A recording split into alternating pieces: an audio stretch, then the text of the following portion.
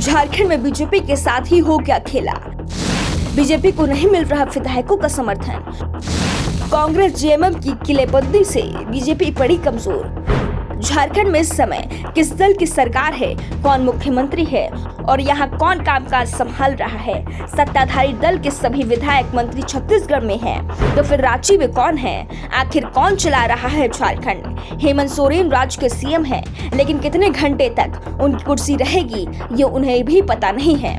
उन्हें अपनी कुर्सी की ज्यादा चिंता भी नहीं दिख रही है, क्योंकि उन्हें ये खबर लग चुकी है कि ये कुर्सी उनके हाथ से फिसल चुकी है। बस फैसला आना है। चिंता है कि सत्ता हाथ से न फिसल जाए। वो सीएम भले ही ना रहें, लेकिन झारखंड मुक्ति मोर्चा के पास सत्ता बनी रहनी चाहिए। सीएम कोई और भी सही, लेकिन होगा उनकी पसंद का और शायद उनके परिवार का। वो कुर्सी के लिए रांची से रायपुर की दौड़ लगा रहे हैं। विधायकों को सेफ पर सेफ किए जा रहे हैं ताकि कहीं खेल ना हो जाए। इस बीच राज्य के राज्यपाल रमेश बैस दिल्ली पहुंच गए। चुनाव आयोग का लिफाफा उनके साथ है या नहीं, इस पर राजभवन ने कुछ भी नहीं कहा है। सवाल किया तो जवाब मिला है कि राज्यपाल की यात्रा निजी है। वो मेडिकल टेस्ट के लिए दिल्ली गए हैं। राज्यपाल पहले जब दिल्ली गए थे तो रांची आने से पहले हेमंत सोरेन पर चुनाव आयोग की राय राजभवन पहुंच गई थी, लेकिन राय वाला लिफाफा अभी तक खुला भी है या नहीं ये कोई बताने को तैयार नहीं है। हाँ, ये जरूर है कि जो भी राय है उस पर अभी तक कोई फैसला नहीं हुआ है और ये भी नहीं बताया जा रहा है कि चुनाव आयोग ने क्या कहा। वैसे मीडिया में इस बात की चर्चा है कि चुनाव आयोग ने हेमंत सोरेन की सदस्यता को रद्द करने की राय दी है, जिसके चलते सोरेन चिंता में डूबे हुए हैं। चिंता में बीजेपी भी डूबी हुई है। रांची से लेकर दिल्ली तक सवाल पूछे जा रहे हैं कि जब बीजेपी के हाथ सत्ता आती नहीं दिख रही है तो आखिर क्यों बीजेपी नेता झारखंड में सरकार बनाने की जोड़तोड़ में जुटे हुए हैं।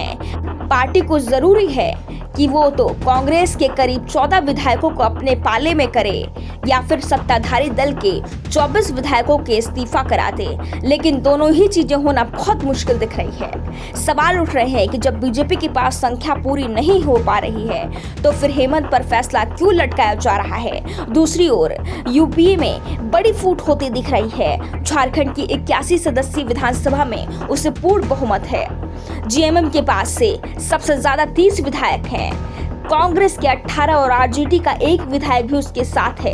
इस तरह से यूपीए विधायकों की संख्या 49 हो जाती है। दूसरी ओर बीजेपी के पास सिर्फ 26 विधायक है। आजसू के 2 और 2 निर्दलीयों के साथ वो 30 तक ही पहुंच पाती है, जो बहुत से 11 कम है और ये 11 का आंकड़ा पूरा होता नहीं दिख रहा है। जेजेएम ने बीजेपी पर आरोप लगाया है कि वो महाराष्ट्र की तरह झारखंड में भी खरीद फरोख्त में जुटी है।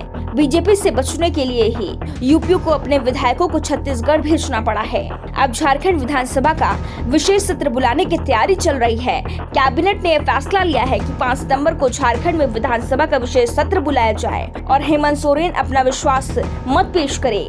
साथ ही राज्यसभा से विधानसभा मांग भी करे कि वो जल्दी से जल्दी अपना फैसला सुना दे, जिससे राज्य का राजनीतिक माहौल में स्थिरता बनी रहे। गेंद राज्यपाल के पाले में है, वो कितने दिन तक अपना फैसला सुनाते हैं। वैसे राजभवन की ओर से तो ये कहा ही जा रहा है कि राज्यपाल कानूनी विशेषज्ञों से परामर्श ले रहे हैं, लेकिन ये परामर्श कुछ ज्यादा ही लंबा चल रहा है। Bureau report, the such India.